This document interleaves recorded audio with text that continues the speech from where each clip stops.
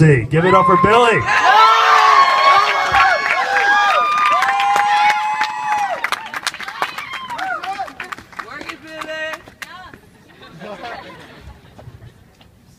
I really don't know how to follow that. Like, I was kind of kidding with Connor before, like, can I just go up and sing some Beyonce? But I won't. I'll spare you guys. So, I'd like to start off by thanking the other speakers for sharing their insights and the organizers for inviting me to speak on behalf of my other council members in the GLBTQ Leadership Council. So, my name is Billy Shine, and I serve as the vice chair of the GLC. 4 years ago, I flew to Boston from Panama, an environment where I couldn't be myself and be honest to others about my sexual orientation. That changed my sophomore year at BC, but since then, more and more issues have come to my attention. People on this campus deal with verbal assault. It makes me very, very uncomfortable to be walking through the mods alone or with my significant other and to be called a faggot. And it's by other seniors that live right next door, or it's by just passerbys. And it hurts me to hear my other council members go through the same things. Even my straight roommates, honestly. It makes the environment we live in hostile. I was told to report these instances to the Office of Institutional Diversity, where census information is apparently kept. I did so. I still haven't seen anything come out of that. And to my knowledge, I don't think any student has access to that information. How often is this happening? Why can't we know that? BC just released their class of 2019 welcome video. Did you guys see that? Yeah. What did you guys think? I thought it was kind of cute. I watched it this morning. Like, I was like laying in bed. Jose, my roommate, he was like in his bed, and we were like watching the video together. And I'm trying to write this speech, right? And I'm like, okay, one time, cool. Like, oh, so my friends are in it. Connor was in it. Connor looked great. Hi, Connor. So like, we watch it a few times, and each time that we watch it, like something sour pops up in what the people are saying. And I don't know if it's just because like we're jaded seniors or like we've been through the hoops, the bureaucratic hoops. I love that people have been saying that because it's in my speech too. But there were a couple of things that I'd like to address that people said during the videos. And I know that these are all personal opinions about BC, and I love BC. But when people say that everybody wants to be here, I thought of transferring last year. And I'm a senior. Like, that's messed up. But it's because there's an environment at BC that I didn't feel completely safe and welcome at. And if it weren't for my friends, I would have transferred.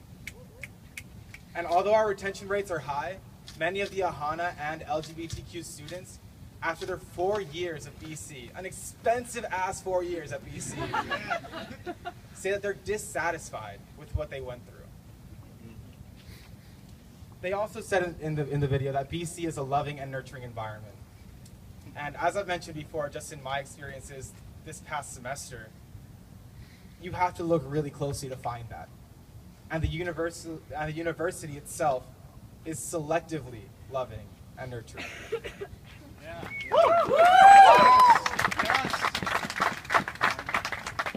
There are a few things in the video that I liked. My friend Mike Stanley was in it, and he said that BC is a place to broaden your perspectives. And I wholeheartedly agree with this. As a higher ed institution, we should be proud in having conversations that no one else is having. Or, in our case, having a conversation that everybody else except for us is having. Preach! In order to understand. And we need to understand in order to respect. They end the video with the command, make the Heights your home. But a home to me is somewhere where you should feel warm and included, uninhibited and unafraid. The fact of the matter is our administration is not doing enough to make BC a place that LGBTQ students call home. So it's been put onto us, the students. I say that if being in GLC was easy, I wouldn't do it. Coming into this academic year, Andrew, my chair, and myself had a vision to work with the administration as much as possible so we could institutionalize support for LGBTQ students. Our mission, after all, is to support all students, especially LGBTQ identifying ones. We cannot, however, advocate for these students, because that would imply advocating for a lifestyle that the university actively does not support. For example, last year there was an event called A Case Against Gay Marriage. That was fun. At the Case Against Gay Marriage, many people identifying with the middle sexualities felt demonized and invalidated, and that we could not truly love somebody because we could not consummate that relationship. It's bullshit. In response, I would love to host an event about what is happening beyond our BC bubble with gay marriage. But a case for gay marriage cannot find a recognized voice on this campus.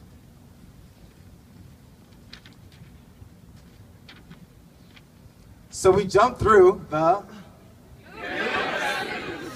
Yeah! And we create awareness type programs. We have a team of hardworking and passionate students that want to share their passion and experiences with others, like many of the speakers before me. There are some positive aspects on working with the administrators. After many, many months of meetings and revisions, GLC and ResLife have partnered up to deliver a sustainable educational program to the dorms. And our queer peers have been asked to be involved with RA training. Huge. Awesome. But that's what I'm here to talk about, what it is to be an ally. I have never personally met an administrator or staff member at BC that was openly homophobic to my face. But I have encountered time after time a homophobic administration. Every time the administration or university is personified in meetings with administrators saying, oh, the university can't do this, or the administration says, I know I'm getting the runaround. Like, the meeting's over right then and there. These terms are used as scapegoats in order to not name specific members of the administration that have put their foot down and rejected or changed our events. How are LGBTQ students supposed to form relationships with administrators when it is part of their job to oppress the sexual orientation of the student, and therefore oppress the student themselves? There is a serious issue regarding communication between students and faculty on this campus. When GLC is told to modify or change an event, it is communicated through administrators that were told to relay the decision to us. So it's all through the grapevine. We never get a straight answer. This makes it really, really hard for us to work with the administration when we do not get a reason as to why things are being pushed back or withheld. Because we can't confront these administrators directly because we don't know who they are. Basically, it's a huge wild goose chase, and this time could definitely be more effective for us to either plan another event or like let me go play some Call of Duty or something.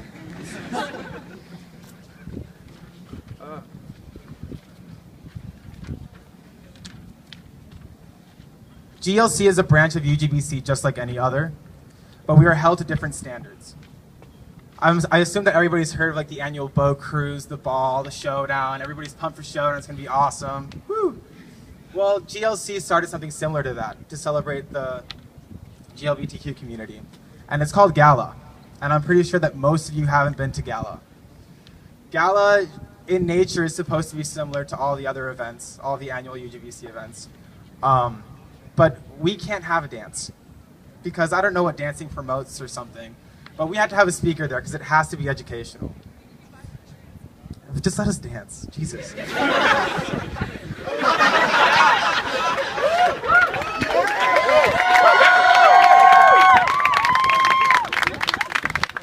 So Connor touched about this, but currently we're trying to plan a panel with different LGBTQ professionals to hear about the LGBTQ experience in the workplace, something that I'm really interested in being a senior, going out into the world and not knowing how my sexual orientation is going to be received by my peers. So we're seeking co-sponsorship with the Career Center, but a friend of mine, Martin, he had a meeting, and the meeting didn't go very well. So they were told that the Career Center can't co-sponsor with us, which is just very confusing. Because I mean, Northeastern had the same event, BU had the same event this year, but we can't. Like, we're BC, we're ranked better than they are. Sorry if any of you guys go to different schools. I'm really sorry. But even more bizarrely, this same event with co-sponsorship from the Career Center was hosted at BC February of 2011. we are taking steps backwards right now. What the hell? So some may say that because we go to a Jesuit Catholic university, we had to conform to the ideals of such. So, you know, I agreed to come here, yeah. I pay to come here, but I'm still gay, and you can't separate that from me. And I would say that the administration is getting in the way of us as a community living up to the Jesuit ideal of cura personalis, or care of the entire person. The university claims to support the person, but not the lifestyle. In response, I'm here to say that this is not a style, it's not a fad, it is a life in itself, inseparable from who you are. If they give us a chance and commit to transparent communication and recognition, we can make BC what it's meant to be. Thank you.